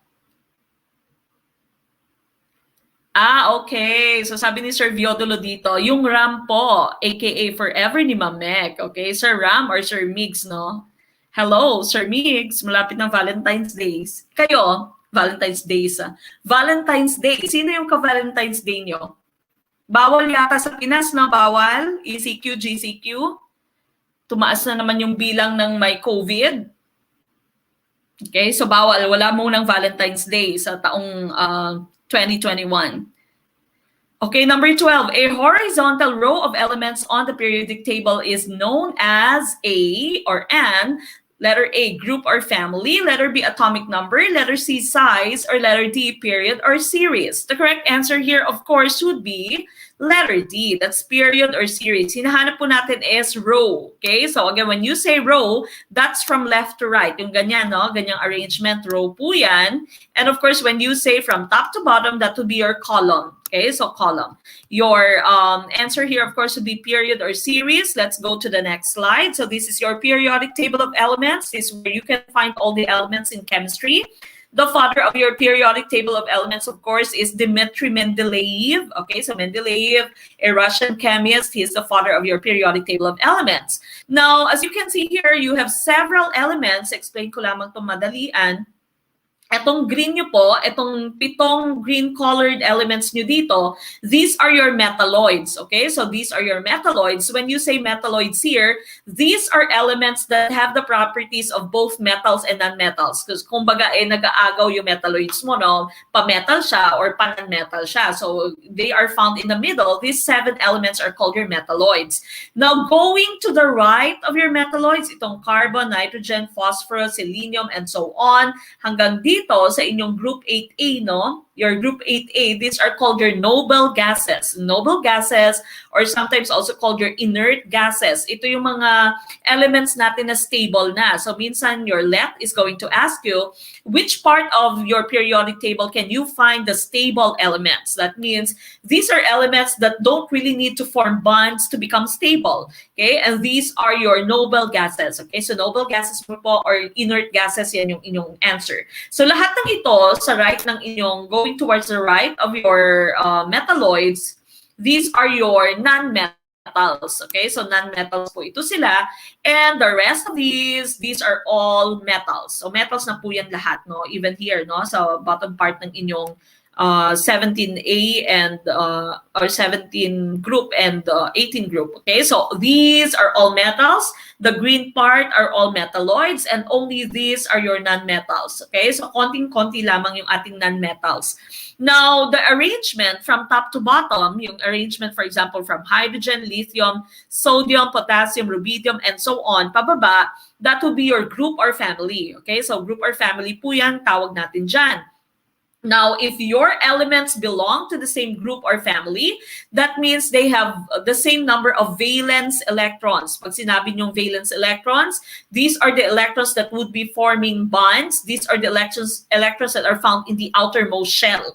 Okay, sa outermost energy shell ng inyong atom, that would be your valence electron. So if it belongs to group 1A, like hydrogen, lithium, sodium, etc., no, this would have only one valence electron. Yung hydrogen mo, actually, it does not belong to group 1A. Nilagay lang siya dyan because of its atomic number na 1. Okay? If it belongs to group 2A, like beryllium, magnesium, calcium, and so on, that means they have 2 valence electrons. Okay? They have 2 electrons in their outermost shell. Now, yung answer natin a while ago was period. Okay? So, yung period of series mo, this is the lateral arrangement naman. No? So, yung row mo, that would be your period or series. For example, ito, yung period form mo, you have the members potassium, calcium, scandium, titanium, and so on. Hanggang krypton dito, they all belong to period 4. Okay? So, period 4 po yan because this is period 1, period 2, 3, and 4. So again, yung period is from left to right.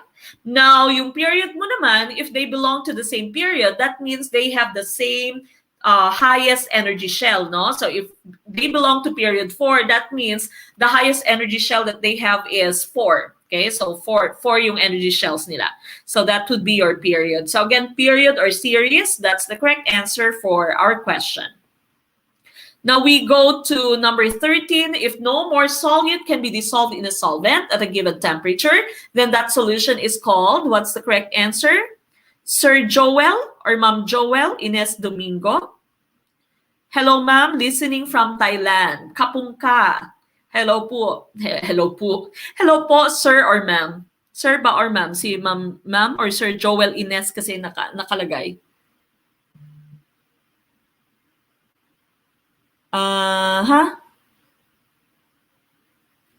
Ano yung 1424? Ano to, Ma'am Mary Jane, Ma'am Iram Inaj, mag-request tayo may review at quizzes sa 14.24 hour.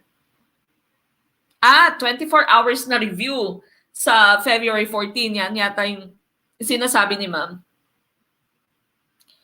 Ma'am Jaya Gua, hello po Ma'am Mek, malapit ko na po matapos panoorin videos niyo sa YouTube. Nag-review po ako dati, pero sa inyo ko pa po naintindihan lalo na sa Prof Ed. Galing niyo po mag-explain, idol po kita, God bless po, thank you so much. Maraming salamat po. Sir pala, Sir Joel Ines Domingo Kapungka, hello po from Thailand. Okay, what do you think is the correct answer for this question? Number 13. Letter A. Karamihang sagot dito sa ating team YouTube. Okay, so karamihan dito ay letter A yung sagot. Yes, sabi ni Sir Teach Jomar Donde, walang February 14 sa Pinas. May 14 pala ang February. Wala ditong 14 sa... Oy, mga bitter kayo ha, Sir Al-Rashid ha. Wala daw Feb 14 sa kanilang kalendaryo. Sabi ni Teach Jomar Donte, halata talaga ang mga bitter at isa na ako doon. Okay, now many of you are answering letter A. Okay, ganun din dito sa ating team YouTube from Ma'am Sadoden Aman or Sir Sadoden Aman. Halos na-download ko lahat ng videos nyo. Maraming salamat po. Okay, now the correct answer, of course, is saturated. Tama yung saturated, no? Let's take a look at your slides here. This is what you call solubility. Of course, when you say solution, pag sinabi mong solution kasi, no, in chemistry, when you say solution, there are two parts for that. The solute, yan yung dinidissolve natin, yung tinutunaw natin. At yung solvent mo, of course, yan yung nantutunaw. Okay? So, yung tinutunaw, that's the solute. At yung nanununaw, yung ginagamit natin para magtunaw, that's your solvent. No? Parang kayo, sa relasyon nyo, ikaw yung solute, siya yung solvent. No? Tinutunaw ka niya, no? Nagpapatunaw ka naman. Okay, so that's your solubility. Now, when you say unsaturated solution here, that means marami pang solute yung po pwede niyang i-dissolve. No? Hindi pa siya saturated. Unsaturated. More solute dissolves. No? So that means hindi pa siya concentrated, hindi pa siya saturated na solution. When you say saturated solution, which was our answer, no, the correct answer, no more solute dissolves. Wala nang solute na nadi-dissolve dahil saturated na ang inyong solution. Supersaturated solution naman, it becomes unstable and so crystals are already formed. No? Sobrang saturated na ang inyong solution, the supersaturated solution. No? And so the crystals are already formed at the bottom of your test tube. Okay, so here again, the correct answer was saturated. Saturated. No more solute dissolves. Now, number 14, nuclear power relies on atoms of the following chemical reactions. Is it letter A, nuclear fusion? Letter B, binary fission? Letter C, chemiosmosis? Or letter D, nuclear fission? What's the answer? Ma'am Mercy Santos, yes Ma'am Mac, ang galing po ninyo mag-explain, naintindihan ko na po halos lahat, kahit bihira ako mag-read ng letreviewer books. Thank you po, maraming salamat po. Watching from Mindanao State University, Marawi, assalamualaikum po again, Sir Sadoden Aman. Watching from Sarangani, Ma'am Nor Lim. Okay, now a lot of you are answering letter A. Karamihang sagot dito, letter A sa ating team YouTube. Some letter D. Ma'am Laika Marayo San Gabriel, ask ko lang po sana ano po yung name sa YouTube. Gurong Pinoy pa rin po. For those of you who have just watched us, no, maaari ngayon lamang po kayo nakapanood sa amin na Gurong Pinoy. Marami po tayong video sa YouTube especially, no? Meron po tayong playlist na live streams, lahat po ng live streams na na-conduct na natin. And so you go back to our YouTube channel, it's still Gurong Pinoy po. So balikan niyo po yan. We have almost 80 videos na, no? Malapit na maging 80 yung videos natin sa ating playlist na live stream. So, balikan niyo po yung lahat ng discussion. We also have a separate playlist for GenEd. Meron din po tayong playlist for Prof Ed, okay? If I'll have time, I will be making more videos. I have so many topics that I plan on making videos. Hindi lang po ako nagkakaroon ng time because, of course, I'm teaching here in the US. I'm a teacher, I'm a mom, I'm a wife, okay? I do lots of stuff, no? So, gusto ko sanang gumawa pa ng maraming videos, especially yung sa technology integration, no? Marami pang confusion doon.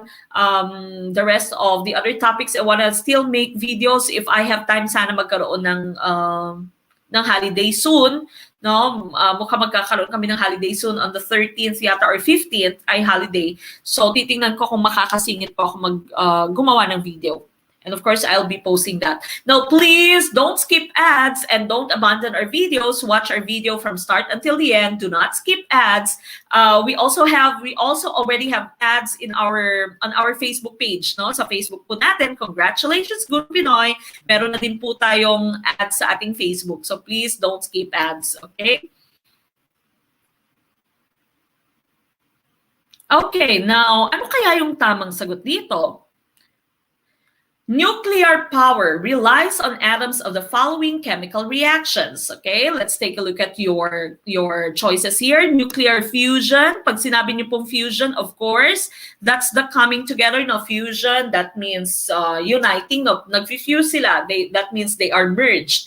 Yung binary fission mo, X na kaagad ito, no? So this is X na kaagad. Yung binary fission mo kasi is the type of asexual reproduction, no? Asexual reproduction siya that happens in your bacterial cells. Yung bacteria mo, kaya sila mabilis dumami dahil binary fission yung kanilang reproduction. When you say binary fission, yung cell niya ay nagdi-divide na lamang by 2, by 2, by 2, by 2 until they form their colony. Okay, so that's binary fission. Chemiosmosis mo naman, this is the process through which chemicals are passed on from one stage to another, no, in your membranes. Okay, sa membranes, that's chemiosmosis. Okay, so this usually would happen in your cellular reproduction. X din ito. Okay, so yung pagpipilian nyo na lamang dito would be nuclear fusion. As I've told you, nuclear fusion is when two smaller atoms would combine to make a bigger atom. Okay, when you say nuclear fission, that is the opposite of fusion. Ang fission mo naman, you have a big atom and it splits into several smaller atoms. Okay, so ano sila, opposite sila, no? But both of these are nuclear reactions. That means both of these would involve a change in the nucleus of your atom, and both of these can produce a lot of energy. Okay, so malaking energy po yung nabibigay sa atin ng nuclear fusion and nuclear fission. But the correct answer here is letter D. Okay, nuclear fission. This is what we find in nuclear power, in atomic bombs mo, nuclear bombs, hydrogen bombs. That would be nuclear fission. Okay, so this is your fission and fusion. I've already discussed it. When you say nuclear fusion, this is where you have two smaller nuclei and they merge, they fuse to make a bigger nucleus. Okay, so in turn, it can generate a lot of energy. Your fission is the opposite. You have a big atom, big nucleus, and it splits to form your smaller nuclei, and in turn would also generate a lot of energy. So pareho lamang sila nag-generate ng maraming energy. So again, your nuclear bomb, hydrogen bomb, power plants, these are all going to be using nuclear fission. Nuclear fusion mo, this is an example for this would be the sun's energy. Okay, sun's energy is the correct answer. All right, now we go, or the sun's energy is the example that we have here for fusion. But the correct answer, of course, that we have is nuclear fission. Now we go to number 15. Why is a dam built wider at the bottom than at the top? Okay, what's your answer for number 15? What's the answer for number 15?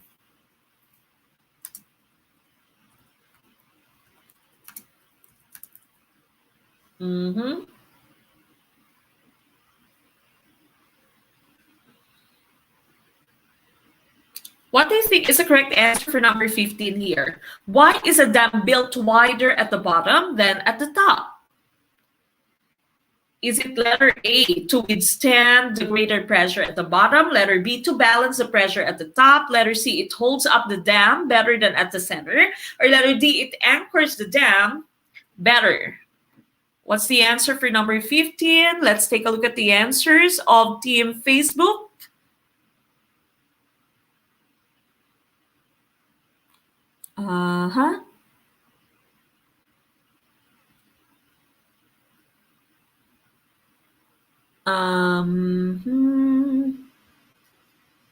Wow, tama. Sabi ni Ma'am Karen Condeno. Wow, tama.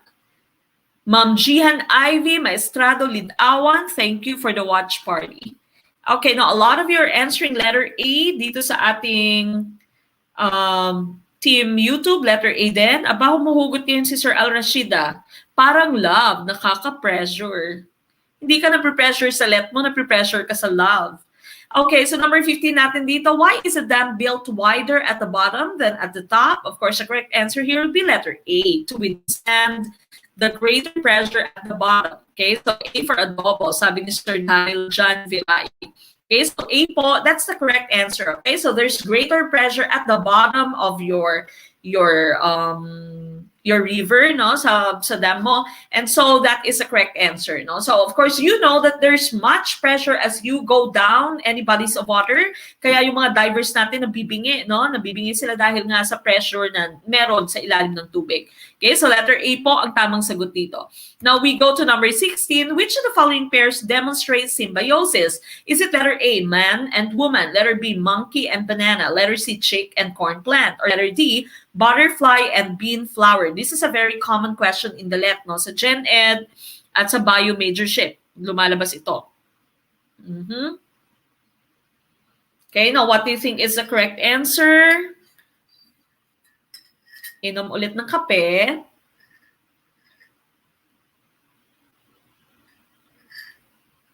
Cold coffee na yung aking kape. Okay, what do you think is the correct answer? Man and woman? Iba din ang inyong sagot. Okay, so ang daming nagsagot dito. Demonstrate symbiosis man and woman. Okay, we will find out if that is the correct answer. Ma'am Chin Martinez Kayaw, maraming salamat for the watch party and for tagging your friends. Okay, what do you think is the correct answer here? Okay, letter D. Aba, ito, ang daming humuhugot ng mga lalaki dito sa Team YouTube. Oh. Si Sir Mark Teofil Mission, cold, parang siya. Ang dami niyong hugot. Man and woman, Feb 14, sabi ni Sir Ray Lobrigito. A, para sa Feb 14. Okay, which of the following pairs demonstrates symbiosis? We've already talked about symbiosis. I'm going to the next slide after this, no? So we said, again, symbiosis, these are two organisms, two species that would have very close relationships, no? They're always interacting with each other. And we have three types for this. You have mutualism, parang kayo, no? Pag mutualism in your relationship, that means kailangan mo magbunyi, no? Kailangan mo maging happy. Mutualism kasi both of you get benefits, okay? So happy yung isa, happy din yung pares, yung kapares niya. So that's mutualism. Yung another type naman would be your commensalism. Commensalism mo naman, yung isang species is happy, the other one is not affected. No, wala siyang pakialam. That's commensalism. The other type, the third type would be your parasitism. No, sa parasitism mo may isang parasite, of course, no. So that parasite is happy kasi nagugoyo ka niya, no? Meron siya nakukuhang benefit sa'yo. Ikaw naman ay sad dahil ikaw ay harmed. Okay? You are harmed and so you are sad. Your host is sad. But in this case here, which of the following demonstrates symbiosis? This would be letter D, butterfly and bean flower, because this is a type of mutualism. Okay, so mutualism po ito. The butterfly would get nectar from the flower, no? Would get the juice from the flower. And the bean flower, on the other hand, would also get some benefits because your butterfly is an agent of pollination. Okay, so it can help in the pollination of your bean flower. And so letter D, that's the correct answer. This is mutualism, hindi po man and woman. Ano to? Parasitism. Okay? Or ano to? Mutualism, no? Man and woman. Not man and woman, not monkey and banana. Not chick and corn plant, letter B and letter C mo, no? Kinakain ng chick mo yung corn plant, yung monkey mo kinakain yung banana. Yung man and woman, hindi ko alam kung sino kinakain, okay? But letter D is the correct answer here. So 16, letter D, ang ating tamang sagot. Of course, I've already discussed the three types of symbiotic relationships.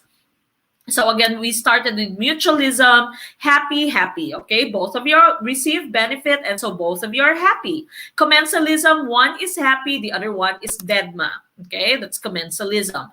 And of course, parasitism, one is happy, the other one is sad, okay? Because that person is harmed. So yung mga parasite mo, yung mga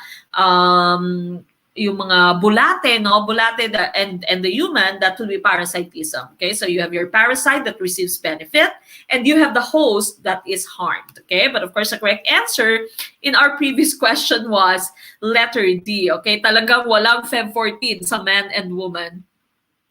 Okay, now we go to number 17. Which phase change is correctly defined? Is it letter A, evaporation is a change from solid to gas without passing the liquid state? Letter B, melting involves a change from liquid to gas. Letter C, condensation is a change from gas to liquid. Or letter D, sublimation is a change from solid to liquid. What's the answer? Sir G.R. Lintugonon on Team YouTube. Salamat Ma'am Meg sa online na malawak na kaalaman. Maraming salamat po. Sabi ni Ma'am Buena Feporol dito. Kaya pala may MU sa relationship. Mutual understanding.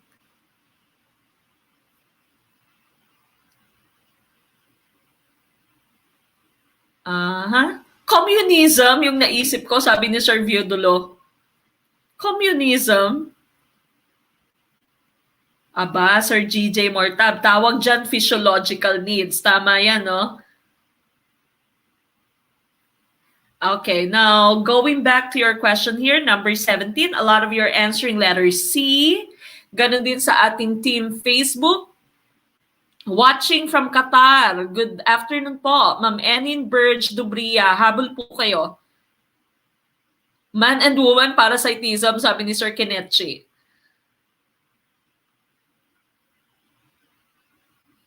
Parasitism?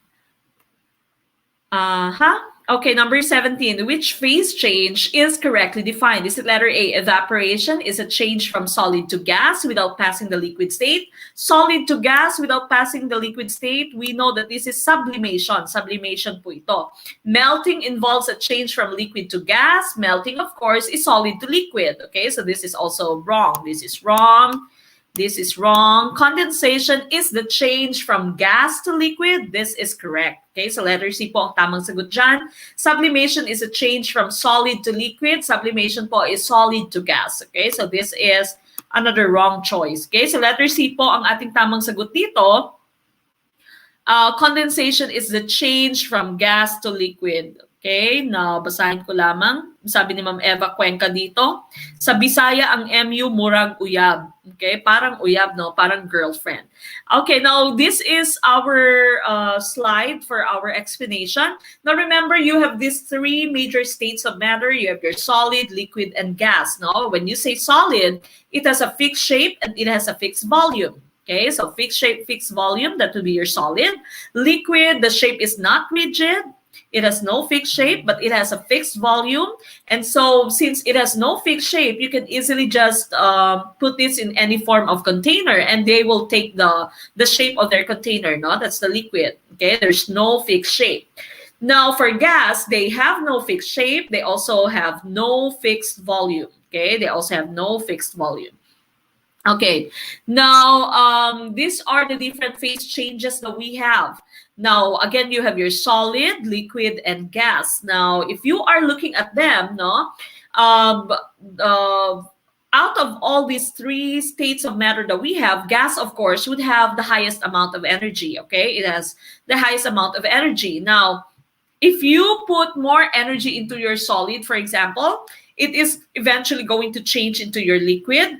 If you put in more heat into your liquid, it will eventually change into your gas. Okay, so gas again has the highest amount of energy. Now from solid to liquid, that is called melting. Of course, your ice going to liquid water, that's melting. From liquid water to your gas, to your water vapor, that would be called vaporization or evaporation. Okay, so vaporization or evaporation. I'll go to sublimation in a little while. Now, gas to liquid, which is the opposite of your vaporization or evaporation, that is called condensation. So condensation po yan, this is through the process through which we form rain, no? Kung paano mag-form ng rain, ng ulan, that is through condensation. So gas, your water vapor, is changed into liquid water in the form of rain. Now, liquid water to ice, no? To solid water, that would be, of course, freezing. Now, yung sublimation mo naman, this is the change from solid to gas without going through the liquid state. Okay, so it's a change from solid to gas without going through the liquid state. That would be your sublimation. Example for this is in your mothballs, in your naphthalene balls, in your albatross na nasa restroom natin, no? So, nilagay niyo yung albatross in your restroom, after around 2 weeks, halos paubos na siya, no? It has actually sublimed. So, from solid, naging gas siya. Or your mothballs, your naphthalene balls, nilagay mo sa inyong cabinet, after a few weeks or after a few days, nawala siya. And so, you think na kinain siya ng daga, kinain siya ng ipis. Hindi po siya kinain. What happened was that it's sublimed. That means it has changed from solid into gaseous form. Okay? That's sublimation. Now, the opposite for this is, it says here reverse sublimation now, but the term for this is deposition. Okay, so deposition is the opposite of sublimation. That's the change from gas to solid without going through the liquid state. Okay, that's deposition, as in deposit. Okay, so deposition po. Deposition yung another term for reverse sublimation. Okay, so deposition. DE plus position. Okay, so that is the opposite of your sublimation. So again, deposition is from gas to solid. That would be deposition. Okay, so yung tamang sagot natin doon, of course, was letter C, no? That's condensation, gas to liquid. Now we go to number 18. A man with type A blood marries a woman with type B blood. Which of the following is impossible? Letter A, they have a type A child. Letter B, they have a type AB child. Letter C, they have a type O child. Or letter D, they have a type B child. What's the answer for 18? Third to the last question for tonight. What do you think is the correct answer for question 18?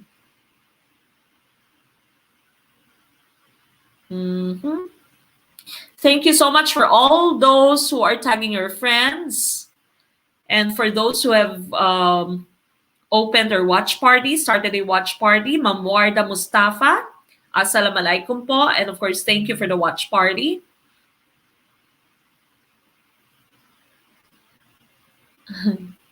Oh, Sir Al-Rashid, shout out ko lang mga kapitbahay na nakiki-wifi lang. Kaya pala wala akong signal. Wala bang password yung wifi nyo? Mabait kang kapitbahay, sir, di ba? Yan yung sabi, ang mabait na kapitbahay, walang password ang wifi.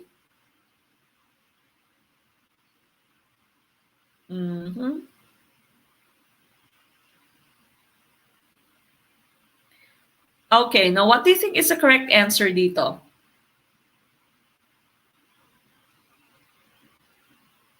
Letter C. Letter C.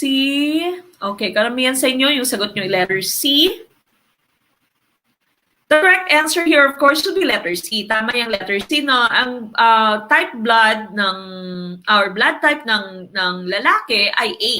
Ang blood type ng babae ay B. So, saan dito yung imposible? Yung imposible po ay magkaroon sila ng type O na child, no? We are assuming na yung nanay mo at tatay mo ay homozygous. That means wala silang recessive na allele. Now, let's take a look at your slide para mas maintindihan nyo. In your ABO blood type system kasi, yung A, ang A mo tsaka yung B, including AB, dahil pareho siyang may A tsaka B, ay dominant over yung recessive mo na O. Yung O po ay recessive. Okay? So yung O mo ay recessive. That means, kapag na may A, kapag na may B, ay hindi po lalabas yung O. Okay? So hindi siya lalabas. So in the case of our given, sabi yung man natin doon ay ang man natin ay blood type A. Okay? So blood type A, ito yung blood type ng tatay mo. Ang female natin ay blood type B. Okay? So that means, if that is the case, no, blood type A siya, yung babae blood type B, the only form that we have here, 100% would be AB. Pwede din namang maging blood type A yung bata kapag may recessive yung isa sa kanila ay may recessive allele, no? Pwede din mag-blood type B. Okay? So, pwede din mag-blood type B. Pag isa lamang sa kanila ay yung may recessive. So, it is impossible, almost impossible for them to have a blood type O na bata. Okay? So, almost impossible na magkaroon sila ng blood type O na bata. No? So, pag type A, ang nanay or tatay, type B yung nanay, no? May A, may B, may homozygous sa kanilang dalawa, hindi silang dalawa yung heterozygous, at naging type O yung bata, that means alam na this, no? Nasalisihan si papa, no? Hindi naman po pwedeng si mama yung nasalisihan dahil siya yung nagdala ng bata. Okay, so alam na kung ano nangyari. Okay, so type O po yung hindi po pwede. All right, second to the last, which of the following organelles is not present in all cells? Is it letter A, cell membrane, letter B, mitochondrion, letter C, membrane-bound nucleus, or letter D, ribosome? What's the correct answer? Oh, pag nag-O daw kay kumpare yan, sabi ni Ma'am Samaren yung waray dito.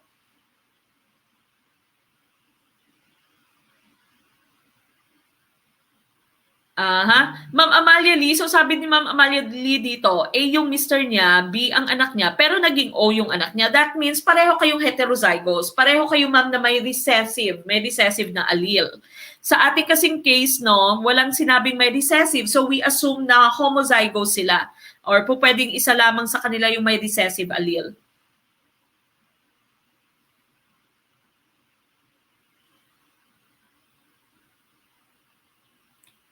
Patulfo na kaagad.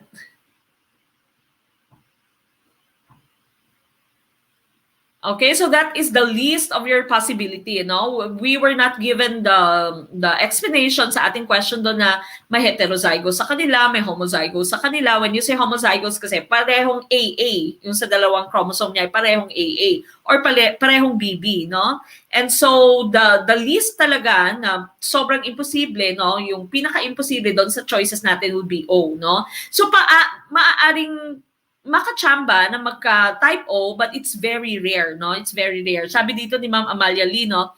Siya daw ay type O yung anak niya. I have to check i-check mo para, sabi mo ma'am, blood type A ka, blood type B ka. Sabi ni Ma'am Amalia Lee, I have to check my blood type. Hindi pa pala sure. Okay, so number 19, which of the following organelles is not present in all cells?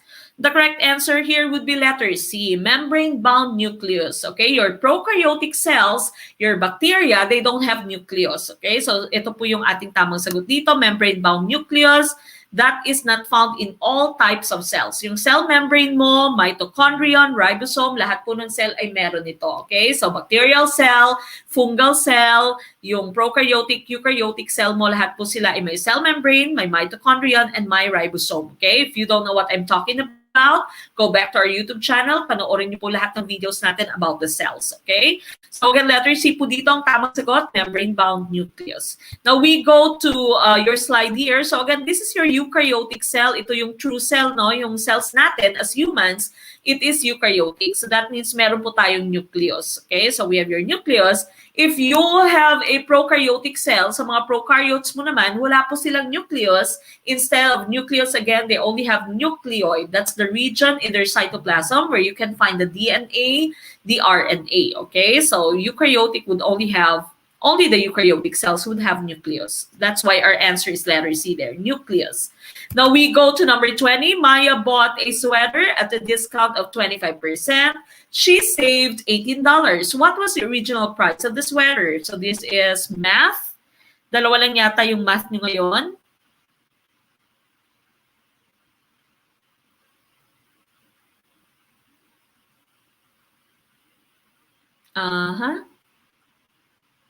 What do you think is the correct answer for number 20? Bulwak na naman. Anong bulwak? Ligwak? Bagong term yan, Sir Kinichi, bulwak.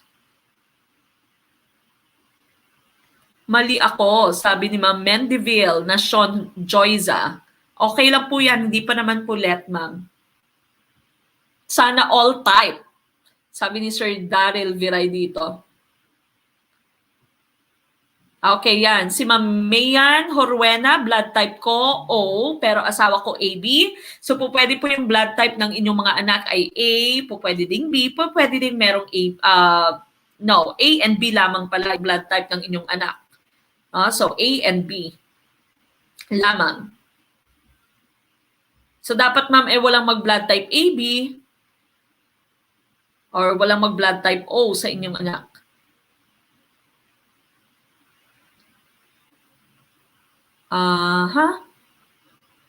Okay, a lot of you are answering letter C dito sa ating YouTube. Sa Team YouTube. Ganon din sa ating Team Facebook, no? Letter C din. Karamihang sagot. Okay, now Maya here bought a sweater at discounted yung sweater niya at a discount of 25%. She saved $18. What was the original price of the sweater? The correct answer here, of course, would be letter C, 72. Okay, so 72 po ay yung ating tamang sagot dito. We are looking for 25% of a certain amount, and that 25% was 18. It was given in our question as she saved 18%. No, that was 25%. Discounted yung sweater at 25%. So 25% of blank is $18.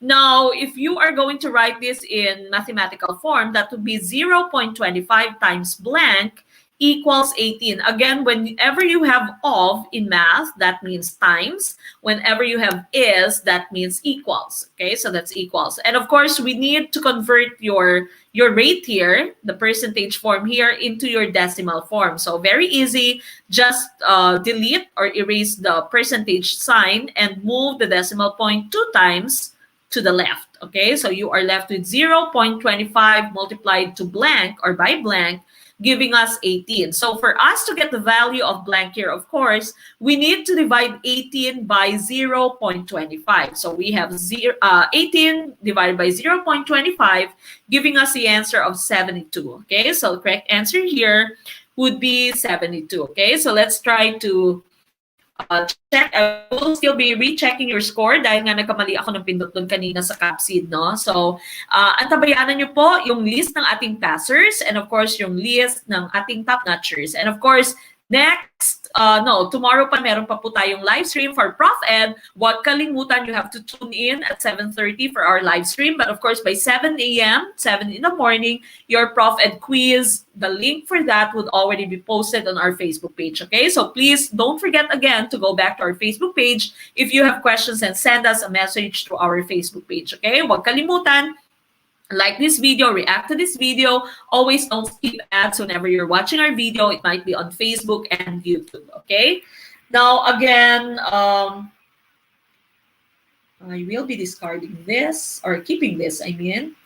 So again, we are coming back tomorrow for our professional education. But of course, for tonight, we end our session with our closing prayer. Samahan niyo po ako. This still has been prepared for us by Brother Efren Esteban. Let us pray. Lord, thank you once again for this day. Please give us the rest of our bodies, the peace of our minds, and the wisdom we need for our upcoming test. May you continue to help and bless us, O God. Indeed, your words and beautiful promises keeps us going no matter how challenging our life is. Thank you for everything, O God. These are our requests in the name of Jesus, our Lord and Redeemer. Amen. Amen and amen para sa ating mga kapatid na Muslim. Okay? So that ends tonight's discussion of our 20-item general education. Again, tomorrow we are going to have Prof Ed, so don't forget to answer your quizzes. It's going to be posted on our Facebook page. Don't forget to like this video on YouTube, and of course, don't forget to always share our videos. Tell your friends who are going to take the LET to watch Gurong Pinoy, okay? And of course, go back to all the videos that we have, and we are coming back tomorrow for your Prof Ed. Sa muli, ito po si Coach Mac na inyong Gurong Pinoy, and I say, maliit man na butil ng mga kaalaman, ang dulo nito ay malaking kaginawaan. Maraming salamat! Good night, Philippines! Bye! I'll see you tomorrow night. Good night!